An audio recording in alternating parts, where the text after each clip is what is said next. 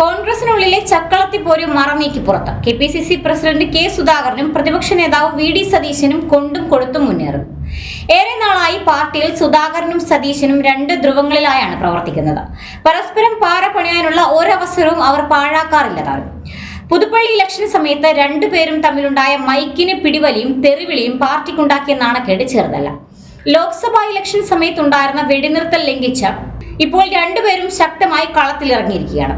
തദ്ദേശ തിരഞ്ഞെടുപ്പിന് മുന്നോടിയായി കമ്മിറ്റികൾ രൂപീകരിക്കാനുള്ള പ്രതിപക്ഷ നേതാവിന്റെ സർക്കുലർ KPCC പ്രസിഡന്റ് റദ്ദാക്കിയതിനു പിന്നാലെയാണ് കോൺഗ്രസിൽ നേതാക്കൾ തമ്മിലുള്ള ഭിന്നത മറനീക്കി പുറത്തു വന്നത്. പാർട്ടിയുടെ സർക്കുലർ ഇറക്കേണ്ട KPCC പ്രസിഡന്റിന്റെ അധികാരത്തിൽ കൈകടത്തിയ VD സതീശനെതിരെ സുധാകരൻ കടുത്ത അതൃപ്തി അറിയിച്ചിരിക്കുന്നു. KPCCയുടെ അധികാരത്തിൽ കൈകടത്താൻ ശ്രമിച്ചാൽ നിയന്ത്രിക്കാൻ അറിയാമെന്ന് കെ സുധാകരൻ ഡൽഹിയിൽ പറഞ്ഞു.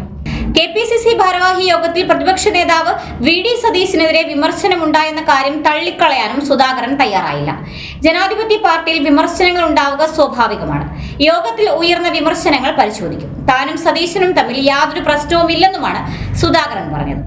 ഒരു ജനാധിപത്യ പാർട്ടിക്കകത്ത് അഭിപ്രായ ഐക്യവും അഭിപ്രായ വ്യത്യാസവും വിമർശനങ്ങളും ഒക്കെ ഉണ്ടാകും.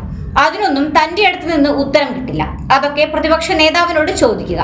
താൻ എല്ലാ ആളുകളോടും സമദൂരത്തിലും സമസ്നേഹത്തിലുമാണ് പോകുന്നത്. സതീശനും താനും തമ്മിൽ യാതൊരു പ്രശ്നവുമില്ല. ഇപ്പോൾ കണ്ടാലും സതീശനെ കൂട്ടിക്കൊണ്ടുപോയി ചായ വാങ്ങിക്കൊടുക്കും എന്നാണ് സുധാകരൻ മാധ്യമങ്ങളോട് പറഞ്ഞത്. KPCCയുടെ അധികാരത്തിൽ കൈകടത്തിയാൽ നിയന്ത്രിക്കാൻ അറിയാമെന്നും കെ സുധാകരൻ പറഞ്ഞു. VD സതീശനെതിരെയാണ് സുധാകരന്റെ ഒളിയമ്പെന്നാണ് വിലയിരുത്തൽ.